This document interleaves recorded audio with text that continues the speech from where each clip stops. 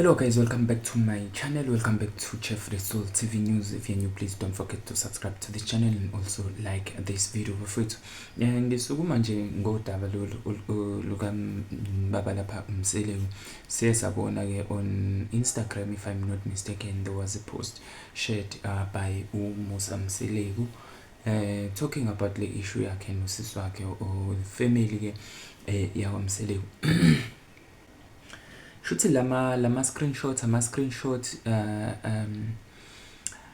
ama status ku WhatsApp, if I'm not mistaken, njengoba siwabona nje egcweleke la inkundleni zokuxhumana njengoba niwabona nakhona la ku screen. So lama screenshots are actually telling kahle story about Musa Mseleku ukuthi ke kahle kumele ke noma ke ukube kuya ngaye usisi wakhe ngicabanga ukuthi igama lakho noMpumelelo, yes, lo abhale ngaye naye ukuthi ke wakwamsiza njalo, but then we will get back to leso story leso sakhe ke uMr Mseleku. So la ama status akadenziwa usisi wakhe ke is actually telling a story based on ukuthi ke yizini izinto ke uMusa Mseleku azenzile behind the scenes, ezenzela ke ifame, ezenzela ifortune kahle ke, ezenzela ke iwealth noma ke umnotho lo akanawo. Umsola ke ngokuthi wathatha lento, meaning umsola ngokuthi ke wathakatha ke noma ke wathwala ukuze ke afike kuleli zinga leli asekulona. These are allegedly allegations by usisi wakhe lo athi ke bakhula naye kusakhona ke ugogo Flo. So bafethu kahle ke into ayishoyo lo ntombazana ukuthi ke no, in as much as ifeyila kakhulu ezintweni eziningi ezizamayo empilweni, kodwa ke ikhona into wrong eyenziwa egcekeni, basically ileyo nje, yabo. And then now she's pointing lento wrong eyenziwa egcekeni, she's pointing it to ubani, uMseleku. Kushuthi ke uthi uMseleku wasebenzisa amanzi amnyama kahle yabo. That's why izinto zingamhambeli kahle yena nabanye ke abakhona ke kwi-family.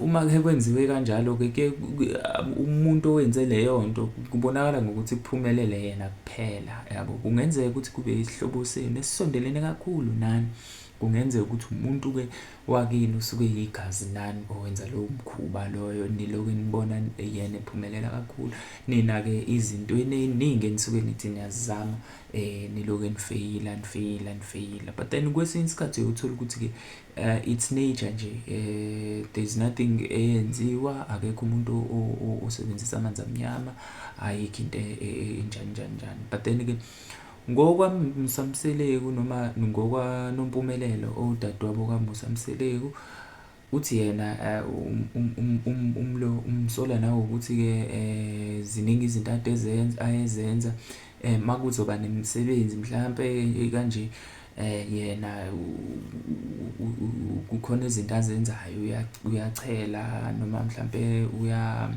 uyahlaba, yabo. Makukhona umcimbi wakhona umele wenziwe kwaMseleku, wenza nje izinto ke ngendlela engaqondakali. Into ke athi ke leyo yayenziwa uMseleku, kusho udadewabo, akusho thina, kusho udadewabo. Thina we just reporting to abantu abangayazi yonke lento, kodwa ke abafisayo nabo ukuthi ke bebabaze kanye nathi ukuthi ke hawu kahleni bo lento ngempela ingazifikelana nje. Sikuphi kodwa isizathu noma ke imbangela yokuthi le ntombazane ikhulume ngalendlela ekhuluma ngayo namhlanje? Kungenzeka yini ukuthi mhlambe ifuna ishare ezintweni ezithile noma kuyona ishow noma ke kunjani yini lelwelwa ile ntombazane kangaka na?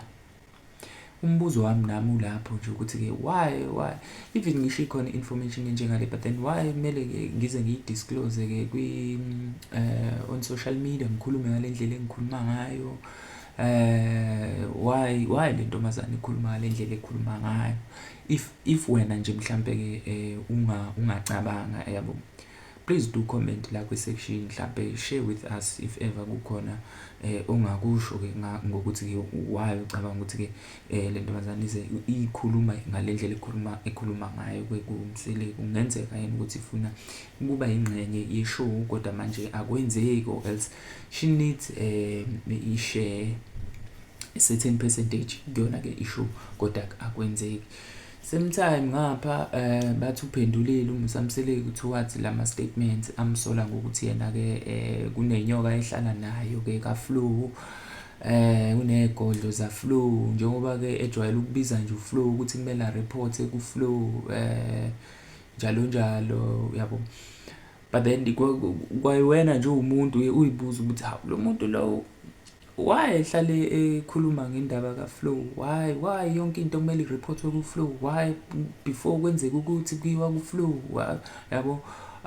Ngoba phela mawukhuluma ngamadlozi ukhuluma ke nge-overall, like bonke abantu abasemsamo, akekho kumele kuze kuspecify ukuthi ke ubani, yabo, lo esicela kuyena kanjani, yabo. In as much as bakhuliswa uyena ke ugogo Flow loyo ke kanjani, kodwa nje kugcineni kwakho konke umsamo owabo bonke abantu ke abangasekho. So nami ke ngiyakusho wami ukuthi ke khona igodlo futhi umuntu okhandela isigodlo, ngiyaqala lokho if kuwukuthi kuyinto ngempela ekhona. But then bafethu, you can tell me la kwi-comment section if ever kukhona ke eningakusho ngalolu daba, because ke kuyinto ethusayo, yabo, ukubona abantu bakandawonye ke bekhulumisana ngalendlela abakhulumisana ngayo, while uMsamseleki ephendula naye ngendlela aphendula ngayo. Ubuye futhi kuthiwa ke ubuye wa remove ke i-status noma ngizosho kanjalo lapha on Instagram. But then ke it was late because already bese ke be-screenshotile abantu ke njengoba nibona nani la ngezansi. But then bafowethu, you tell me what you think ngale mpikiswane eyenzakalayo kulama members ayo le family yakwaMseleki. Okungenzeka ukuthi yenye izinto ke ebezimgulisa leyo ke uMsamseleki. But then you tell me what you think. Don't forget to like this video, do share the video, also subscribe to this channel. Thank you.